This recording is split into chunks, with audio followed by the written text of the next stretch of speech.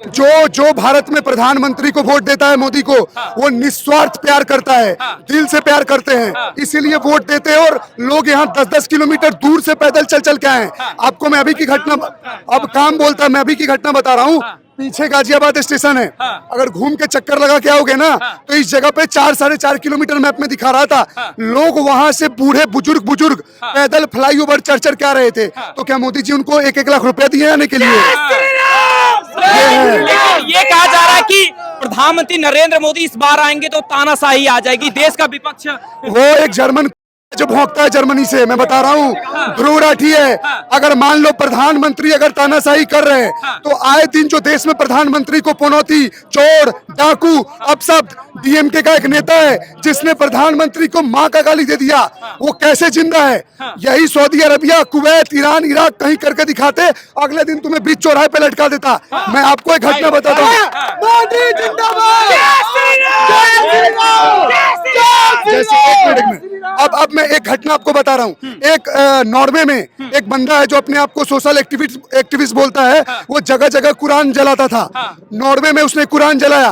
पता है परसों की घटना 3-4 दिन पहले की, उसको मार दिया गया, उसका डेड बॉडी मिला है नॉर्वे में। तो क्या वो देश तानाशाह है कि मोदी तानाशाह है? आप एक बात बताओ, तानाशाह किम जोन है, जिनपिंग है कि मोदी है? आए दिन देश में 4 टाइम मोदी को गाली देकर, 5 टाइम घर में खाना खाकर और बोलते हो मोदी देश बेच दिया। मोदी देश नहीं बेचा है, तुम जाहिल लोगों का जमीर बिक गया इस देश में।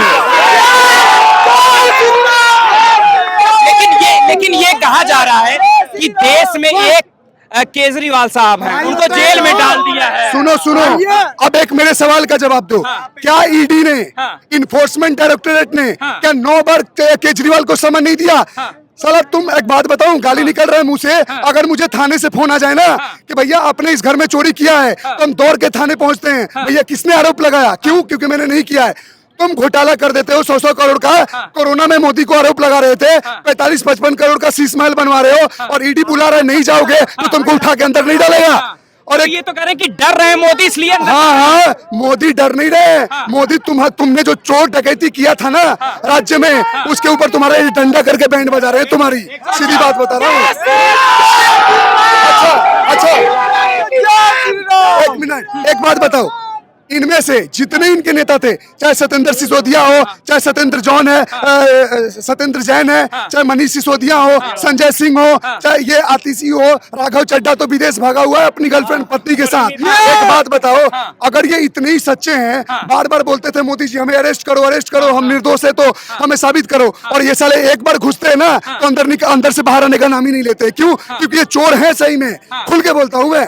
अरे तो ये तो संजय सिंह आजाद भी तो हो गए, अभी कह रहे हैं कि इस बार ताला टूटेगा। सुनो, संजय सिंह, ध्यान से पत्रकार महोदय, संजय सिंह को बेल मिला है, केस से मुक्त नहीं हुए हैं।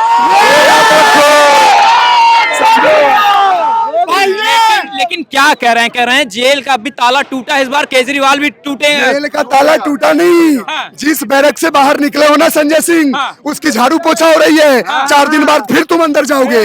सीधी बात बता रहा है। मोदी जी में ऐसा क्या पसंद आ रहा है कि 10 साल बाद भी अब उन्हीं को सुनो, लोग बोलते हैं ना कि भैया जो भाजपा को वोट देता है वो अंधभक्त होते हैं। भैया तो सुनो, तुम लोग 15 लाख के ऊपर से उठ नहीं पाते हो।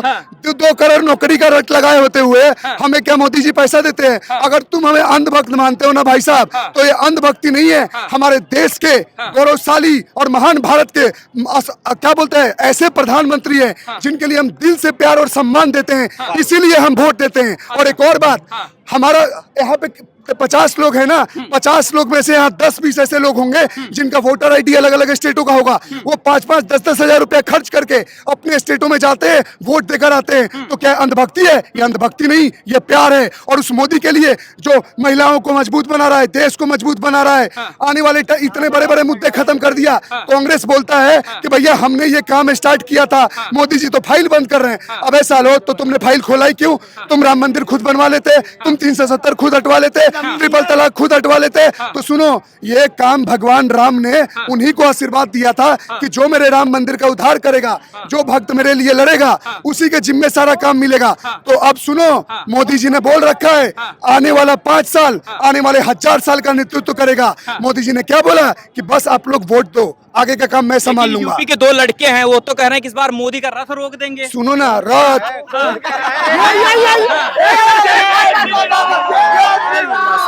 भाई एक मिनट, कौन कह रहा है, कौन कह रहा है, नाम तो वही अखिलेश यादव, और कौन करेंगे? वाह भैया यार, बालक है वे, बालक बालक है, बालक। सुनो सुनो, ये ना मैं देखो एक बात बोलूं, लास्ट टाइम, एक मिनट भाइयों एक मिनट, लास्ट टाइम 2014 चुनाव में मोदी जी का बीजेपी पार्टी का 73 सीट आया था उत्तर प्रदेश से।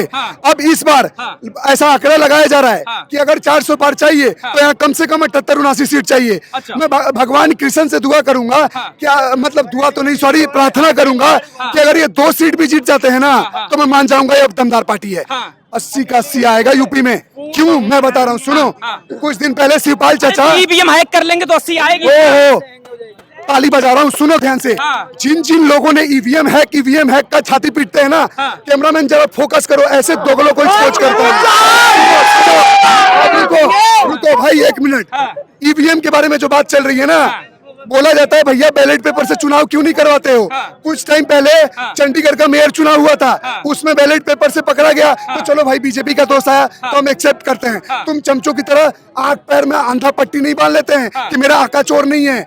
ईवीएम ने, इलेक्शन कमीशन ने बोला था कि 2017-18 में कि जो भी पार्टी अपने आप को इतना सक्षम मानती है वो अपनी टीम को लाए, इलेक्शन कमीशन में आए और ईवीएम को हमारे आंख के सामने हैक करके दिखाए। तो पता है क्या हुआ, एक भी भारत की पॉलिटिकल पार्टी नहीं गई। क्यों? क्योंकि उनको पता था जाएंगे ईवीएम हैक नहीं कर पाएंगे, पूरा मार्केट में थूथू हो जाएगा देश में। इसीलिए ये सिर्फ वो एक प्रोपोगेंडा खेलते हैं जो जनसाधारण को भटकाने के लिए ईवीएम। अबे सालो दम है तो जाओ हैक करके दिखा दो ईवीएम। कुछ नहीं हुआ, हैक ईवीएम नहीं हुआ है कि इनकी पार्टी हो रही है आज दिन देश में। तो यही तो दिक्कत है ना, प्रधानमंत्री नरेंद्र मोदी सीबीआई ईडी लगा के लगातार पार्टियों को तोड़ रहे हैं, नेता जोड़ रहे हैं। अच्छा तो एक बात बता, जो वो देश तोड़ने का काम कर रहे हैं, वो देश में शराब बंटवा रहे हैं, लोग घर का नाच ले जा रहे हैं, तो उसके लिए हम घर में बैठेंगे खाली। दिल्ली को पेरिस बना दिया करेंगे। कौन कह रहा है पेरिस? कौन पेरिस? एक मिनट भाई साहब, सुन लो भाई, ये लाइन कटने नहीं चाहिए। भाई ने बोला पेरिस। अरे हम नहीं कह रहे, केजरीवाल आपने हमसे बोला, जो कह रहे हैं वही हम आपसे बोल रहे हैं। गलत बात क्यों? केजरीवाल ने सिर्फ अपने घर को पेरिस बनाया है, जनता के पैसे लूट के। सच्चाई है। और सुनो साला, सुनो 2 घंटे बारिश नहीं होती है, ऐसा लगता है किसी बच्चे ने जितना सुसु नहीं किया उतना बारिश नहीं होती है, दिल्ली डूब जाता है। समझो बात को, सच्चाई बता रहा हूँ। केजरीवाल का दिमाग सनक गया है। कल तक वीर सावरकर के ऊपर उंगली उठाते थे, माफी वीर। 4 दिन जेल में गए नहीं कि डायबिटीज लो अप डाउन हो गया, बीमार पड़ रहे हैं और अब रामायण और भगवत गीता चाहिए। अब एक कुबुद्धि आदमी कुछ टाइम पहले अगर रामायण भगवत गीता सही से पढ़ लेता ना तो आज इसको सद्बुद्धि आती और दिल्ली में सभी लोगों को बराबर अधिकार की बात करता है। और एक और चीज बता रहा हूँ, केजरीवाल सिर्फ पता है किसको खुश करते हैं? वक्फ बोर्ड में जमीन दान करके, रोहिंग्या को बसा के, पुजारियों को पैसे देने के लिए पैसे नहीं है मंदिर के।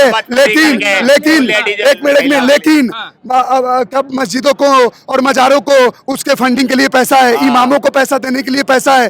अरे थूकता है भारत ऐसे लोगों पे कि जो धर्म की राजनीति ना, बीजेपी झूठ-मूठ का बदनाम है। सबसे ज्यादा धर्म की राजनीति ना विपक्ष करते हैं। जात धर्म के नाम पे तुम बांट रखे हो।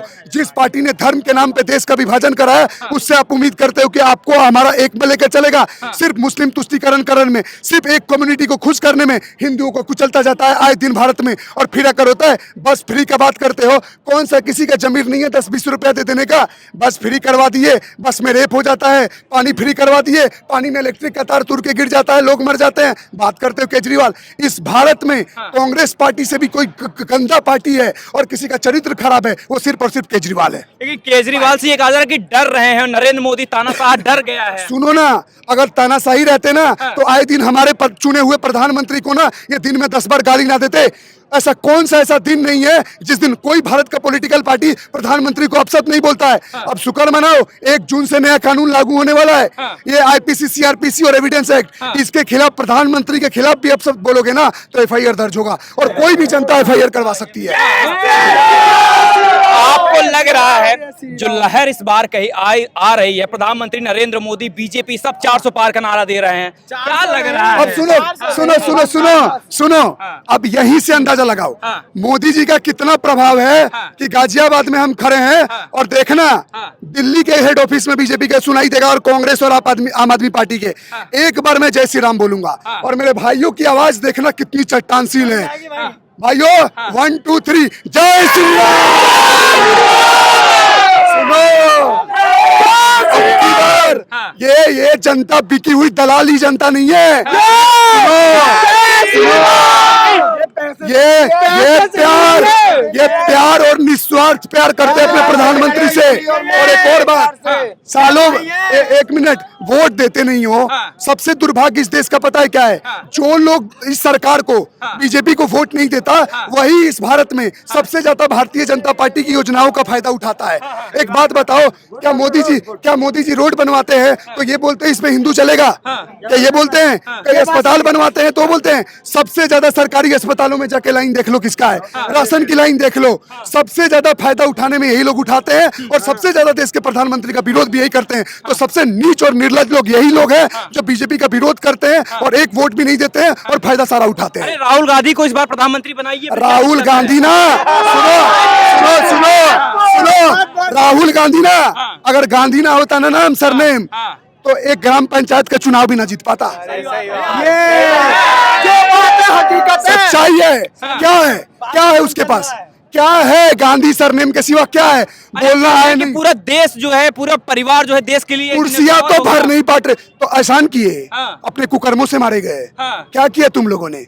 अरे कह रहे देश के लिए सब कुछ तो वही किए हैं, मोदी जी तो प्रचार बस तो एहसान किए। अगर बीजेपी अपना फंड से पैसा लगा के रोड बनाता है तो कोई बोलता है भैया सरकार जिसकी पैसा, उसका टैक्स पेयर का पैसा ले रहे हो तो तुम एहसान कर रहे हो। तो इन लोगों ने मान लो पहले एम्स बना दिया, आईआईटी बना दिया, हॉस्पिटल बना दिया, तो एहसान किया। सुनो, जनता उसको वोट देती है ना जो काम का एवरेज देखती है। आपने 70-75 सालों में कितना काम किया और मोदी जी ने 10 साल में कितना काम किया, तो जो ओवरऑल डाटा निकलता है तो जिसको पसंद आता है वोट देता है। अमित शाह ने इतना बोल दिया लाइव स्टेटमेंट में कि आप 30 साल का अपने कामों का डाटा दो और हम 10 साल का देते हैं और देखते हैं किसका काम जाता है। तो ये मुंह तोड़ जवाब जनता हर रोज दे रही है। और देखो भैया, हमारा जैसे इनका अपना वोट है ना, जिनका अपना वोट है वैसे ही हमारा अपना वोट है। और हम सब इस बार 400 पार का नारा जो लगा रहे हैं ना, 4 जून को करेंगे, 400 पार लाएंगे। बिल्कुल बिल्कुल, ये बहुत ही बढ़िया। इस बार लग रहा है कि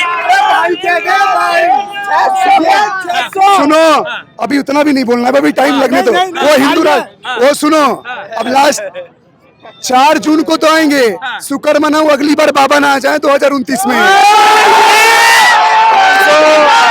500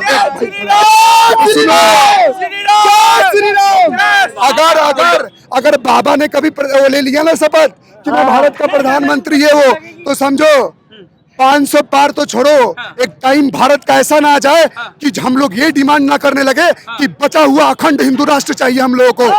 समझो, बचा हुआ कौन सा? सुनो, बचा हुआ कौन सा? ये भूभाग जो इतना भारत का बचा हुआ। एक बात बताओ, दुनिया में हर देश जिनकी आबादी ज्यादा है उस आबादी के बेसिस पे उनका धर्म है और उन देशों में उनका सल्तनत है। 56 के 57 इस्लामिक राष्ट्र सिर्फ आबादी के बेसिस पे, और एक भारत जो हिंदुओं के लिए बचा हुआ है, वहां मेजोरिटी कम्युनिटी गिड़गिड़ा के भीख मांगती है अपने अस्तित्व के लिए कि हम भी हिंदू हैं। हिंदू होने का राहुल गांधी भी तो यही कर रहे हैं कि देश का मुसलमान परेशान। अरे सुनो, ये कमीज के ऊपर से जनेऊ पहनने वाले बताएंगे हिंदुओं का पूजा करना आता नहीं है, दूध चराना आता नहीं है, और आके फिर ज्ञान देते हैं कि दूध बर्बाद हो रहा है, कुत्तों को पिला दो, तुम पी लो दूध। जो मंदिर में चराते हैं हाथ लगा के खड़े रहो। भैया हमारा पैसा हमारी आस्था, हमारे आस्था पे क्वेश्चन मत रेज करो।